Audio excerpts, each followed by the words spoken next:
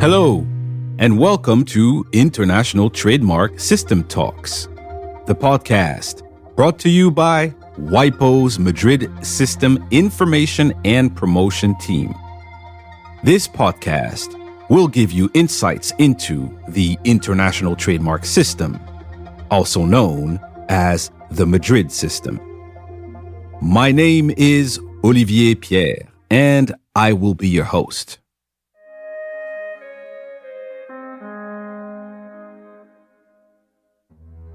The effectiveness of the Madrid Agreement is undeniable, evidenced by the substantial yearly increase in international registrations for nearly 100 years. However, following the Stockholm Act of 1967, it became clear that the agreement's capacity to attract a broader membership and develop into a comprehensive global system was somewhat limited. It was difficult to live up to the international billing when large trading markets such as the United States of America, Japan, the United Kingdom, most Latin American countries, just to name a few, were missing from the list of members.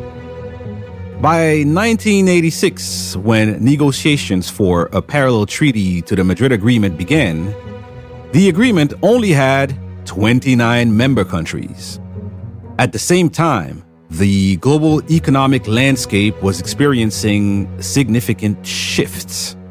The growing integration of markets, the formation of new economic blocs, and the emergence of regional organizations all highlighted the need for a more inclusive and universally applicable international trademark registration system. Such a system would need to include a broader geographical area to align with the dynamic and ever-evolving global economy.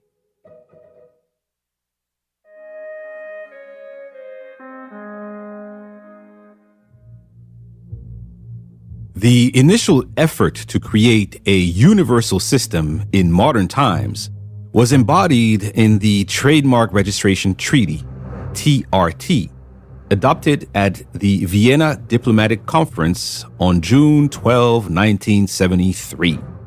This approach strategically opted for a brand new treaty, independent of the Madrid system, yet aiming at integrating several beneficial aspects of the Madrid system into its framework. Under the TRT, an international application wasn't required to be based on a previously registered national mark. Therefore, from the outset of the international registration, its validity was independent across all participating countries. Similar to the Madrid Agreement, the effect of the international registration under the TRT was equivalent to a national application in each designated country. Moreover, these countries reserved the right to reject the international registration within a predetermined timeframe. Though the TRT came into effect in 1980, its adoption remained limited, with only the initial 5 countries, Burkina Faso, Congo, Gabon, Togo, and the Soviet Union, later succeeded by the Russian Federation, ratifying it. As a result, the TRT fell short of its aim to establish a universally applicable system for the international registration of marks. During its 7th session on October 2nd, 1991, the Assembly of the TRT Union made a significant decision. From that date forward, they would no longer accept any new ratifications of or accessions to the TRT. Following the recognition of the TRT's limited success in expanding its reach and appeal, a re-evaluation of strategy seemed inevitable. This realization sparked a journey of innovation and collaboration, leading to a pivotal moment in the history of international trademark law. It was in this context that the story of the Madrid Protocol began to unfold, born from the lessons learned and aspirations for a more inclusive and effective system.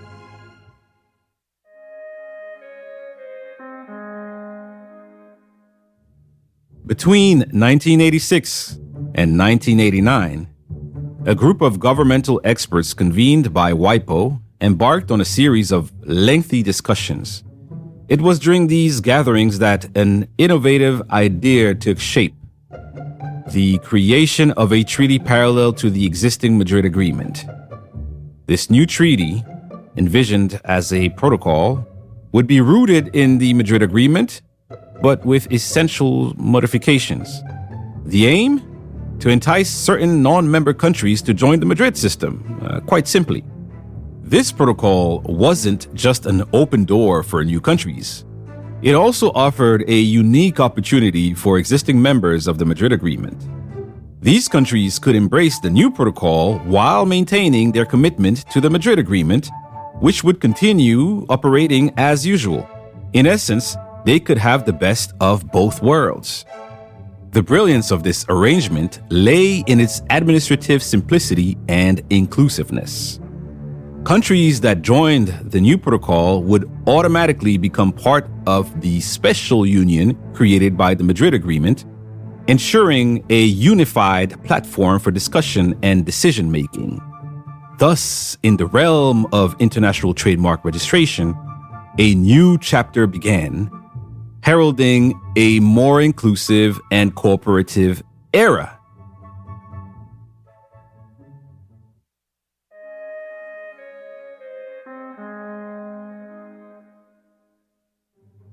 After extensive and comprehensive debates starting in 1986, and in a nod to the original Madrid Agreement of 1891, the new treaty idea materialized again in Madrid, España, on June 28, 1989, with the adoption of the Madrid Protocol. This protocol amended some aspects of the Madrid Agreement that were widely considered barriers to the expansion of the Madrid Union's membership. These aspects, in brief, are enabling international applications based on national or regional applications. The first major change introduced by the Madrid Protocol addressed the foundation of international trademark registration. Under the Madrid Agreement, an international application was required to be based on an existing national registration.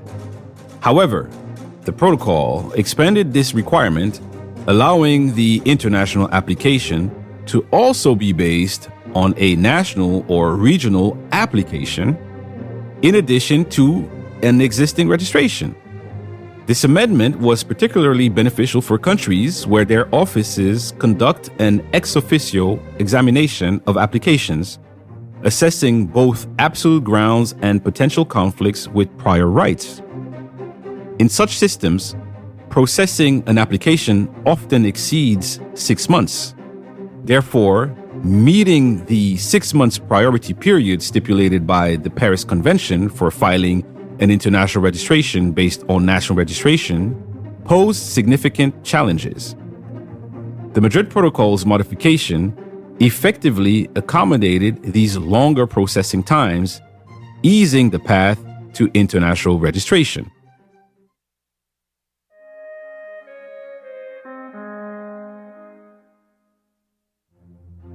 Extending the refusal period for international registrations. The Madrid Protocol introduced its second major amendment by lengthening the periods for refusal. This modification aimed to support countries where IP offices perform detailed ex officio examinations. Under such circumstances, the one-year limit set by the Madrid Agreement for refusals of international registrations was deemed too short. To remedy this, the protocol increased the refusal timeframe to 18 months, with provisions for an extended period in case of opposition.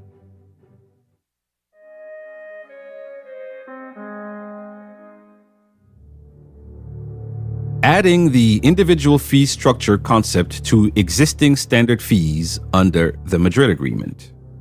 The third change introduced by the Madrid Protocol concerned the Madrid Agreement's fee structure. This modification was crucial for members where a thorough ex officio examination of applications takes place. To sustain the financial resources needed for such an examination system, these members found it essential to obtain a fee comparable to their domestic fee for each designation. In response, the Madrid Protocol allows the IP office of a designated Madrid System member the option to collect either the entire fee or a significant portion of what they would typically charge for a national registration.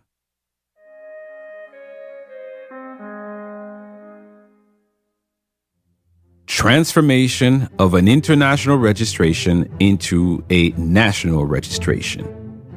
The fourth modification fixed the big issue of the central attack within the Madrid system. The system relies on a member's own registration of a trademark before it can be registered internationally. But sometimes, if the original registration is canceled in its home country for a reason that only applies there, it could lead to the loss of the international registration everywhere else. This seemed unfair. Therefore, changes were made to prevent that from happening. The Madrid Protocol tackles this issue by permitting a failing international registration to be converted into individual national applications in each designated Madrid System members. It allows a holder whose international registration gets canceled due to the termination of the basic mark to maintain protection in the designated members.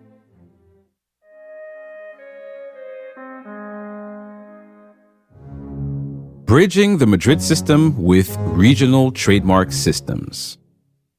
In addition to the modifications mentioned earlier, the Madrid Protocol also sets the groundwork for a connection between the Madrid system and regional trademark systems. This change allowed regional organizations such as the European Union Intellectual Property Office, EUIPO, with its 27 member countries in 2024, to join the Madrid Protocol. The Organisation Africaine de la Propriété Intellectuelle, OAPI, with its 17 member countries in 2024, mainly in the Francophone West African region, is also a Madrid System member since March 5, 2015. Significantly growing the reach of coverage of the international trademark system on the African continent.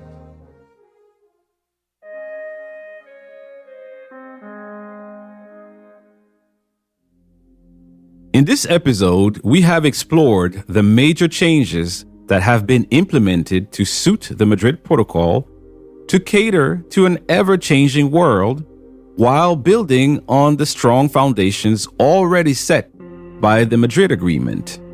This development highlights the spirit of cooperation and adaptation set by the brilliant minds that got together with this innovative idea of creating an international system that would foster creativity, innovation, and cooperation among nations. We can, in confidence, say that these changes have been positive as memberships skyrocketed from 29 in 1986 to 114 as we speak in 2024. Today, the Madrid system gives anyone who applies access to 130 countries worldwide, covering more than 80% of world trade. New countries also join every year, further expanding the geographical coverage of the Madrid system.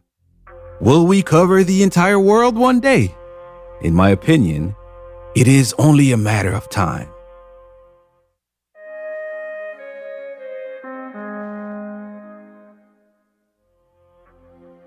This takes us to the end of today's episode and conclusion of our first series on the history of the Madrid System. Thank you for listening. And if you have any suggestions or any topics you want us to discuss, please let us know. Subscribe to our podcast if you haven't done so to be notified of new releases. This episode was prepared with Hojat Khademi, recorded, mixed, and musically engineered by Christophe Ionatis McCall. See you next time for the next episode of International Trademark System Talks. Olivier Pierre, out.